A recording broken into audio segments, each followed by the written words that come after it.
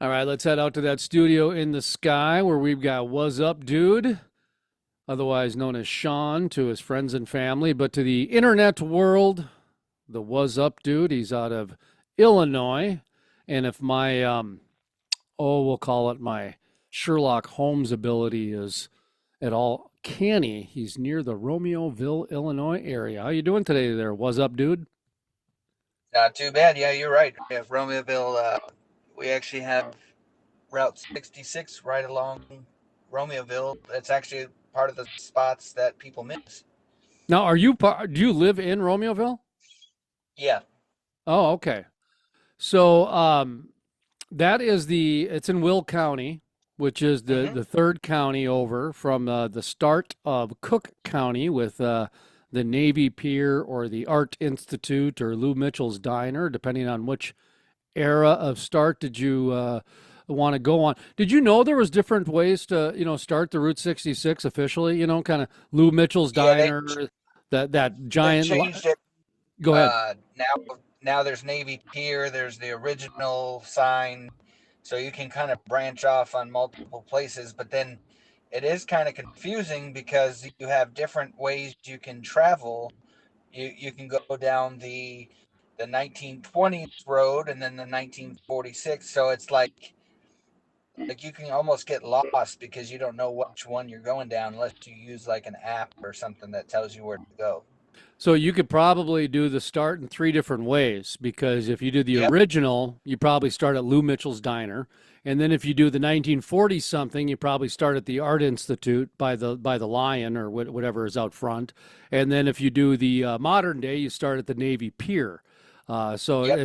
you kind of can do your start and then go down each route as you see fit.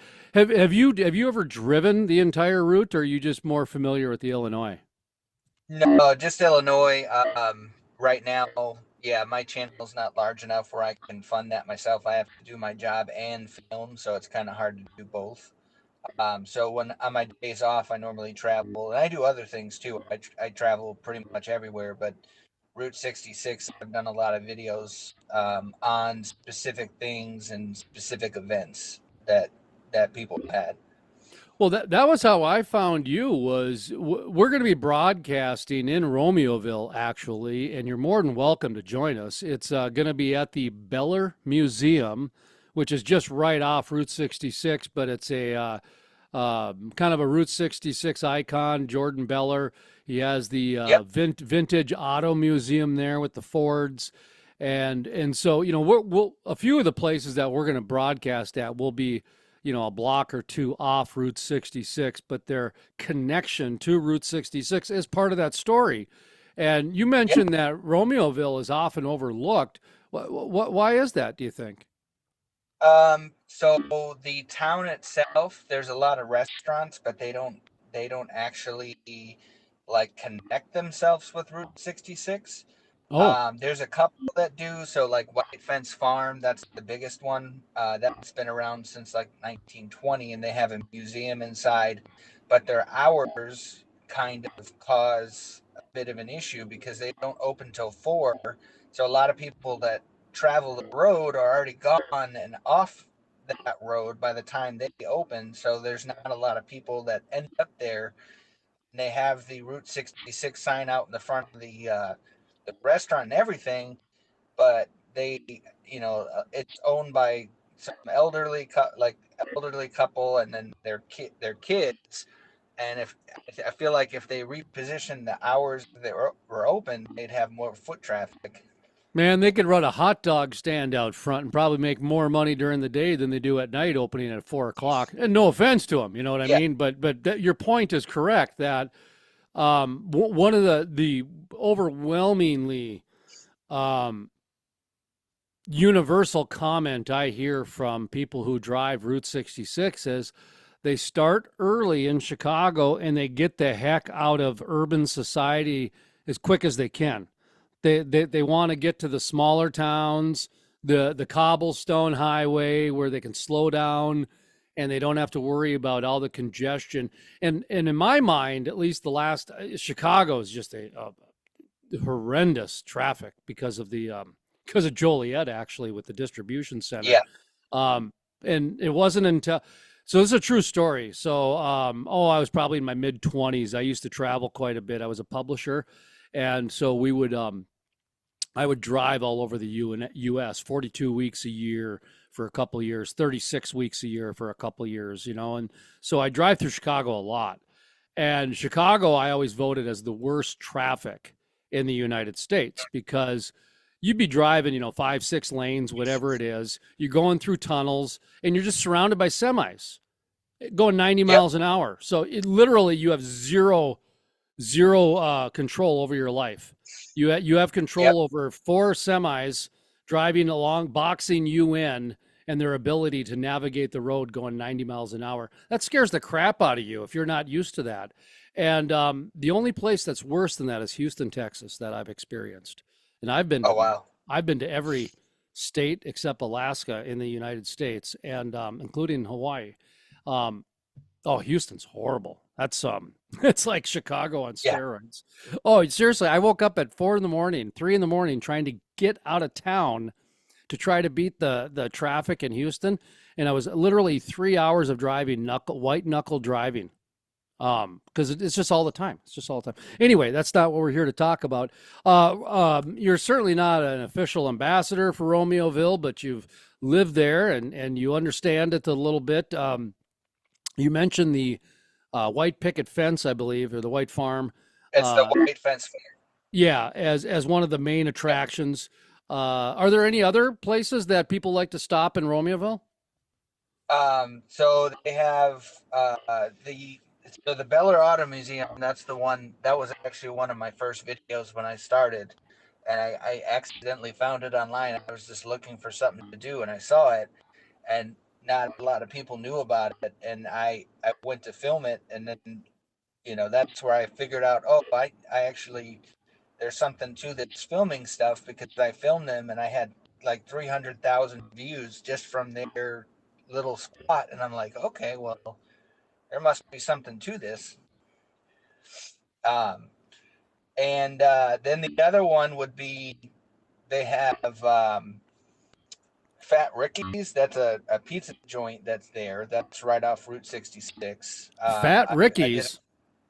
Yep, that is a pizza joint in Romeoville that we have, and they have like the cobblestone building, like they redid it to make it look historic, and they have amazing. It's like almost like brick oven pizza, but it's really good. I did a food review on them, but it's right off of Route 66, and that's a So place. you're kind of So, you're kind of stumbling into the popularity of Route 66 a little bit just by geographical location and yep, um, um, throw yeah, in the media a lot of times we'll call topics just throwing spaghetti against the wall, see what sticks. And yep, maybe you're doing food reviews, maybe you're doing museum. You're just trying out different things. And oh, look at this Ford Museum of the Beller Museum. Holy smokes, look at that. Well, it's connected to Route 66, but also the guy who runs it's in like 47 different car associations across the United States. yep. So you get a couple of them to share it, and yeah, it blows up pretty quick. Your name, the Wazzup Dude, your age, I imagine you're in your 20s. No, I'm actually gonna be turning 38 in June. 38? Yep. Wow, you look really young, man. Yeah, I got a fountain in my backyard. No, I'm just kidding. All Um, right, look at you, Ponce yeah, de Leon of Illinois. No, I thought you were in your late 20s, to be honest. no, no. But yeah, there was up dude. So I was, I was born in the 80s, but then I was a kid in the 90s, and that was one of the hugest taglines. Is that was up that commercial, the Budweiser commercial, and I always thought it was funny, and so I was like, you know what, let me use this, and then I came up with the "Was Up Dude," and it's kind of catchy.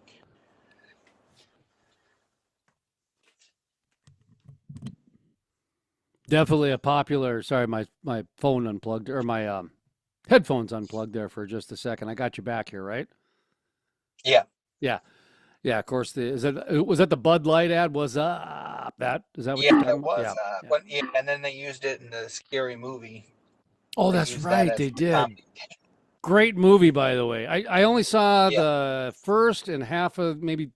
I'm sure I finished the second, but it just I kind of gave up yeah. after that. Good franchise though. Just Oh you yeah, know you get busy in life. If you're in your 30s, you understand. You get busy with life, and pretty soon your time becomes your most precious commodity. You start yeah. evaluating what you do with your time a lot more, and with your interests. And let's get back to the Wazzup Dude. Your YouTube channel. You're finding some good success here with the Route 66 and just some things with Romeoville and just kind of being an ambassador for certain areas. What's your plan with the channel? You just kind of want to just throw spaghetti at the wall, or like when I was talking to the Wise Guys channel, John Wise out of Wichita. He's a track coach at Wichita. He said what sums it up great. YouTube likes you to stay in your lane, so he had to start a second channel because his travel Yeah, channel, they kind of they brand you, and then if you try to bring them too many, if you're a jack of all trades, you're screwed, right? You got to get a yeah. Spotify account like Joe. You got to get a Spotify agreement like Joe Rogan to be a jack of all trades. When you're on YouTube, you got to stay in your lane, man. So, what's your Yeah. plans and what's your thoughts with the YouTube channel?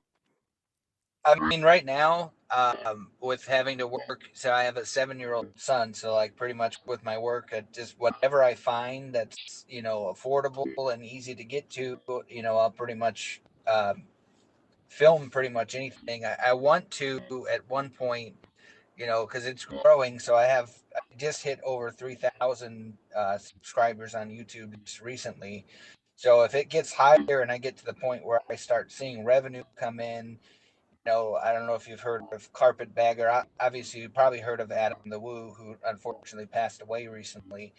Those are some big YouTubers that they don't even have to work anymore. Their job is literally going out and they make, six figures going out and making videos, and YouTube pays them for their views and their advertise.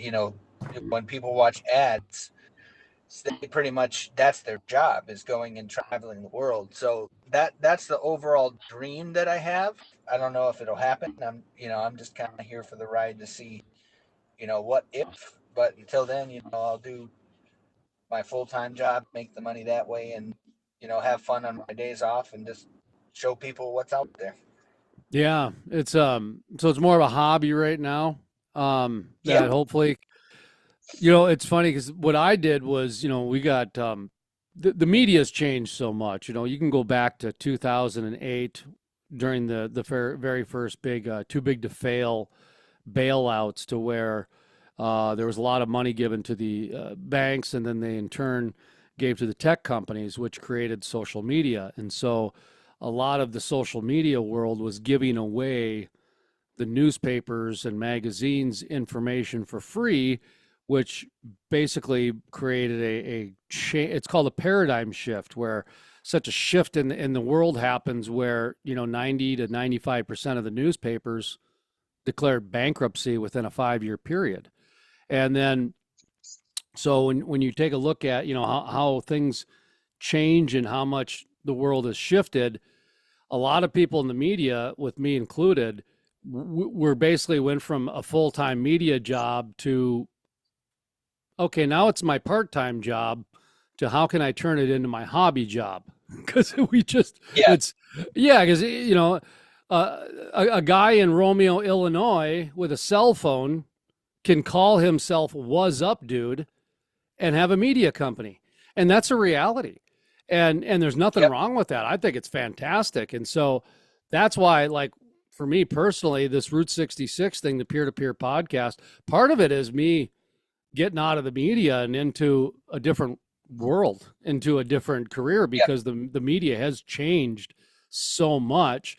And you're probably realizing this a little bit too, that in order to be successful in the media world, and it's more relevant today than ever, You need to have like 6 different forms of income coming in on that sucker, and for a lot Yeah, of people, it's a full time job. For others, it's okay. I got some YouTube money coming in. I got some TikTok money coming in. Maybe I got a sponsor or two. Maybe I got some subscribers, and you know what I mean. You got to have like 6 different revenue streams coming in to make those types of things work. Unless, of course, you got one check person writer that writes it yeah, out. And you probably aren't old enough to remember Mutual of Omaha's Wild Kingdom. It was a I've heard of nature show. Yeah, it was a nature show, but the advertiser was so smart they just wrote a check for the whole thing and said, "We'll just put it in the title, Mutual of Oh wow. Omaha's Wild Kingdom." Yeah, they're an insurance company. I mean, like insurance and securities. And I mean, if you want to buy trust, buy a program that airs Sunday night with animals. That's a great way to get people to trust you, man. and Yeah. you don't have to sell them 1 ounce of insurance. Just the name does the whole thing. And so, anyway, different ways of doing it, different things along those lines. What is your channel? How can people find it? So it's on YouTube. That's the biggest one. And then I have TikTok and Facebook. So it's, when you type in the what's up with 2 Z's, dude, you'll be able to find it. So I'm pretty much all over social media. Um, and I have business cards available that I pass out. And, I've realized that to actually like grow, you have to have connections, because I've talked to the owners of like the Pink Elephant. I don't know if you're familiar with that, but that's in I can't remember what the town was, but I went through there, and it's like a antique store. I met the owner of that place, talked to him, and then I just met Joel Baker.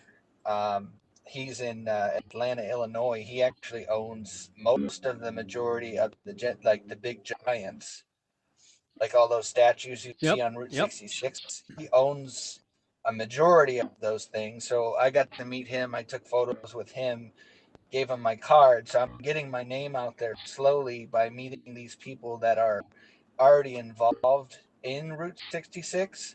And the more things I do like that and meet these people that are connected, I've noticed that my channel spikes, because they're like, oh, that he's doing some cool stuff, and then they tell other people, and then it grows.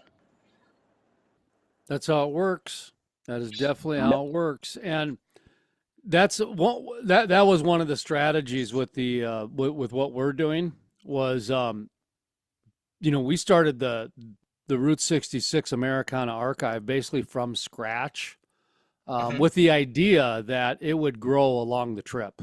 That when Yep. you're doing 2 to 3 hour roadside recording stops, that the people that show up that want to be a part of it, and again, you're more than welcome to join us and throw you on the air too and comment a little bit, maybe even have you be a co-host, that type of thing.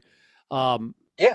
yeah, and that's what we're trying to do, and then from there, just kind of keep growing it, and then that way, the people that want to, stay relevant with your content, well, hopefully, they can follow you, and the people that following you that want to stay relevant to 66 and they like what we're doing. That's how it works, and it's very good like that. It's a lot of these content creators. If you can find the ones who like to, I call it shared content, where you just keep it out there and you share it and you repurpose it and you just constantly try to promote each other. It works out. It does work out. It just, yeah, it's as simple as life's about momentum. So either you're going forward or backwards. And Yeah. sometimes, if you're treading water and you're staying in the same place, you do have to ask yourself if the tide's going, if the world's passing by you, or you're kind of laying in the weeds a little bit and waiting for the opportunity to strike.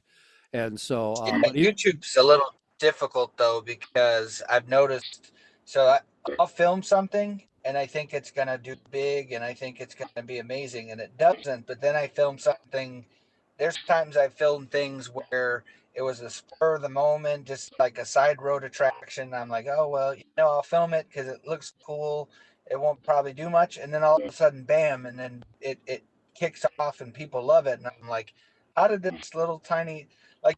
There's food reviews I've done of places that I've never heard of, and all of a sudden it gets massive amount of views, and I'm like, how did this little hole in the wall get all these views? Sometimes those little holes in the walls are working their butt off, and so they're sharing it and emailing it and sending it to people. Whereas the other people, they're like, "Oh yeah, of course you're going to do something on us. Of course you are." There's Yeah. depends on it's. Oh, let's see. One of my buddies calls it the untouchables, and another one calls it the entitlement class. And it's just the way it is, type of a thing. There are people out there that are hustlers, and people out there that are all right, come to me, Yeah. type of thing. But uh, so do you have a favorite Route 66 location or one that you really want people to check out? So far, the most that I've really done with is the pink elephant. We actually drove down there. So my dad loves Route 66 too. We took a trip down there, and they had a Bigfoot festival. And so it was this festival. It was celebrating the centennial, but also like they had people that were like talking about Bigfoot sightings and their experiences and and they had like food vendors and like little shops and stuff, and then you could explore the antique store, and they actually had a Bigfoot statue made specifically for their spot, and like it's massive. Like the thing, I think it's like 9 feet tall, and then it's just the whole place is wacky because they have like all these giants. They even have a Donald Trump statue for some reason in there. Like it's just one of those things you walk into and you're like, this is the weirdest place I've ever seen, but it's amazing. How was the Bigfoot Festival? Pretty good. So they had, I mean, there were some speakers that they kind of just rambled, and you're like, okay, well, you saw somebody that maybe saw something, but you're not really sure. Then there's people like, oh yeah, I spotted Bigfoot before, and then they were kind of captivating, like, oh yeah, this actually happened, and it makes you feel like, oh, maybe there's something to this. And it was just there was a massive amount of people there. It was, and then they had people dressed up as Bigfoot running around and just goofing off and having fun. And But it uh, was well attended.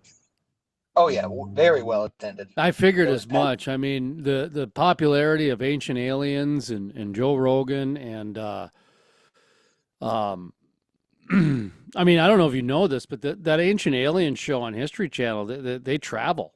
They have a traveling Yeah. road show. Yeah. And Oh, people everywhere. yeah, people come out and listen to these four guys talk about different alien type things. And oh yeah, that's why I figured it would be really well attended, that Bigfoot convention. It would pique my Yep. if I was still working at a newspaper or magazine, I'd be raising my hand so fast to cover that thing. I love that type of stuff, that Yep.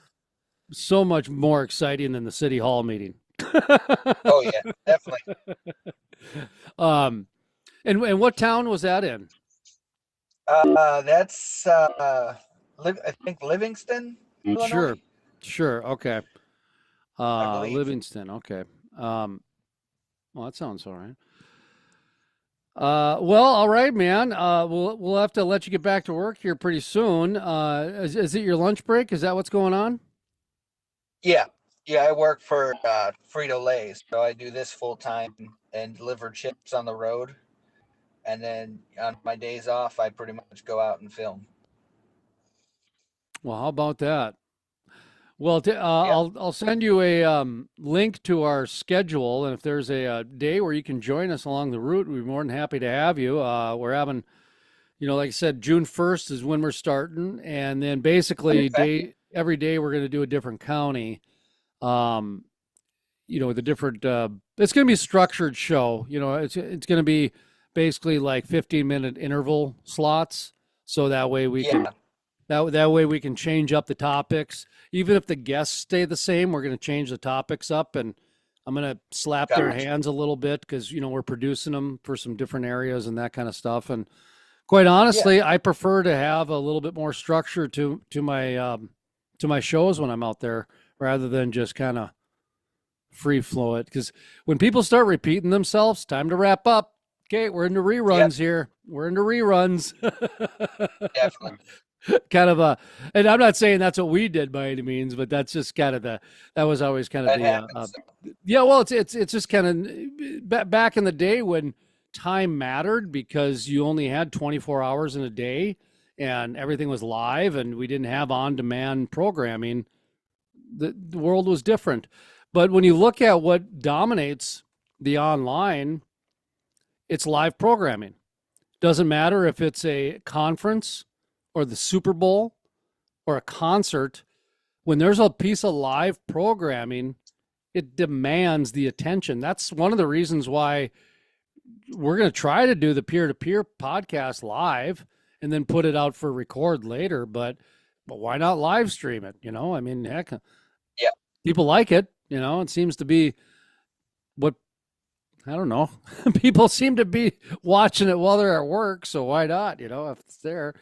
But anyway, so you're doing that. Okay, so you got Frito-Lay, huh? You're out delivering along the route. So you distribute Frito-Lay along Route 66 then? I did. My old route was right on the road. Actually, there was a couple like what was it? I think it's Hey Hot Dog or something. Okay. It was out in Cicero. Cicero. So yeah, Cicero. So I had a couple stops, and Navi's beef. They were on Chicago's Best, so I was right next to there. So like I was passing through. Now I'm in a different area, so I don't really go over there anymore. But it was kind of interesting that my job put me right along where I was filming at, like stuff that I film at anyway. And I was like, oh, this is the weirdest coincidence I've ever seen. Is there a decent place to get a double play or a shaved beef with a hot Italian sausage sandwich? I've only known it called a Oh yeah, double play. It's probably called something yeah. else, but Navi's, yeah, Navi's out in Cicero. They have something like that. okay. And They have some good food. Cicero now. The only thing I know about Cicero is from Saul Goodman when he said the Catholic nuns would have a field day. So Yeah, I'm not sure how to interpret that, except there's probably a lot of Roman Catholics in Cicero. yeah. There's a lot of churches out there, Is there? Okay. but Is it it's what is it kind of literally an old school mafia town or something? not really. Just a lot of it's just an old school town. Like all the buildings are kind of older. Hmm. There's a couple that are like run down that used to be something, but they're not there anymore. Is it Italian or Greek or is there any sort of Irish? Is there any sort of dominant cultural heritage there? Yeah, I think a lot of them are Italians. Okay, that A lot, would make sense a lot of with the churches. sandwiches. Yeah, yeah. Yeah, The but Italian yeah, beef, I guess. that's like I think if you're traveling 66, like when you go through Chicago, Cicero's like the fourth or fifth town that you would drive through. Okay. Still Cook Yeah, County, correct? yeah. Okay. Yeah, it'll be interesting. Is there do you have a favorite place though that you've been to along Route 66 that you've either eaten at or stopped at? Um, Not necessarily a favorite one, but um, so there's on 66. There's it's called Del Reyes Chicken Basket. There's a stop that you go to. They have a buffet between 12 and 3, Mm-hmm. and like they have the best. I mean, their chicken's better than um, KFC. Any chicken, they can beat it. It's amazing. Between the buffet is between 12 and 3. Yeah, it's kind of a short, or I think 11 and 3. So Okay, I 11 was going and to say if it's 3. between 12 and 3, it's absolutely genius because a lot of people then between 11 and 12, you got to decide, do I want to wait till 12 or should I get the bucket of chicken and go? Yeah, if it's 11:30, Yeah, and then between like 1 and 3, that's what most restaurants are like cleaning and getting ready for the dinner crowd. So while they're doing yeah. that, they're just letting people go to the buffet by themselves. Genius. But Absolute genius. that place, yeah, that place is amazing. They like Guy Fieri went there on diners, dive-ins, and drives. I'll bet you they end up doing a special Route 66 Triple D, um, whether it be a Yeah, season that was pretty good.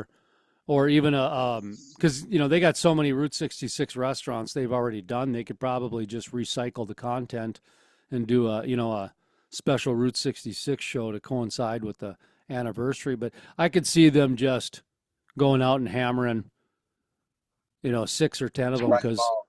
yeah, a lot of that, a lot of Guy Fieri's production crew lives in Minneapolis and in Albuquerque, and so Yeah, yeah, he's got the remote places already taken care of to where they don't have to, do it out of California. They've kind of got it already taken care of. But anyway, well, sir, I appreciate the time today, and like I say, if there's a day on the schedule that meets up that you and your dad or you and your friends want to come on out and join the roadside recording, we'd love to have you and jump you on and be a part of the event. We're going to be handing out some gifts and swag and that's that type of thing for anybody who shows up, and we're just going to kind hmm of see what happens. You know what I mean? Just let the thing grow organically and let people like yourselves and professionals and Route 66 enthusiasts just kind of share their story and how Route 66 is really, I think it's remarkable because it's a national park at the end of the day.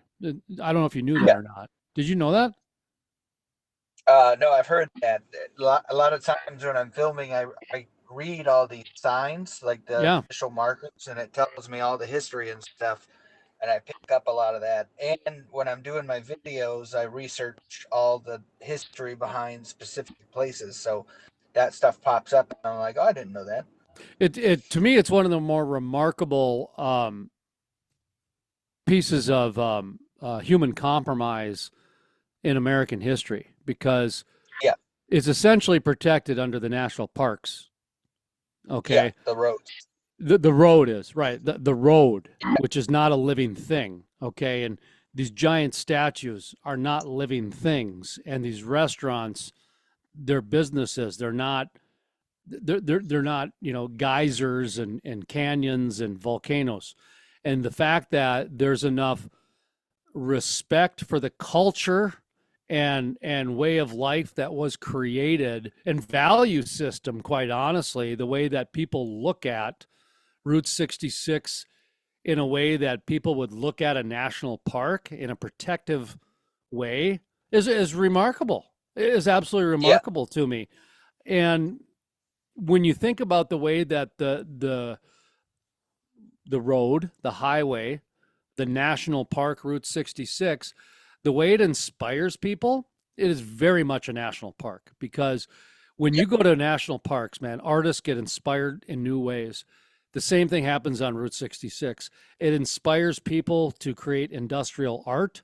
It inspires people to create one of a kind art. It inspires people to take a look at life in a way that they normally wouldn't look at. Look at how many um, vortexes of energy or just collections of community that come together for dead automobiles sticking out of the earth.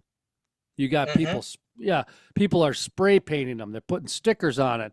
They're stopping because of the collective energy involved with some rusty old pieces of metal. Fantastic, absolutely. But I grew up in my childhood. Billboards, they were painted. They weren't they were still painted. They weren't digital, or they weren't just wallpaper. Like Yeah, an artist took a month to make it, and then it would stay up for a year or 10 years because it was a freaking piece of art, but anyway, so I think that to me is one of the more remarkable aspects of Route 66 is that that hippie nonsense existential view that I like to look at it from. And it's funny because it's more of a capitalistic thing than anything. That's why I call it the hippie nonsense. I call myself the hippie capitalist. It was a name somebody gave me once, and I liked it, so I kind of that's call myself under my own breath as far as that. I'm also a Libra, so I balance things back and forth nonstop. But there we go, a little bit about that. One last time, my good man, Wazzup Dude, aka Sean in the real world. How can people get in touch with you, and you know, kind of what do you want people to walk away from the interview on remembering? Just cherish history. So like a lot like Route 66 and all the things that I try to film, even like museums, like we have to learn from the past. So seeing things as they were in the past and learning from what do we do now with what we're seeing. So that's important. But yeah, they can find me on TikTok, Facebook, and YouTube, and all my content is on all three platforms. The royalty of Romeoville. Wazzup Dude. The Wazzup Dude. It's like the Ohio State University because you got to put the in front in order to find him on the YouTubes. That's correct. It's the Wazzup Dude. The was up, dude. Two Z's. I'm the same way. I found if you put the in front of things, it's available for .com, and it's Yep. available for handles, and just getting people to type in you can get them to do it. So, all right, man. Yep. Well, I appreciate the time today. I'm going to go ahead and hit unrecord now, and we'll talk a little bit off the air. Okay. All right.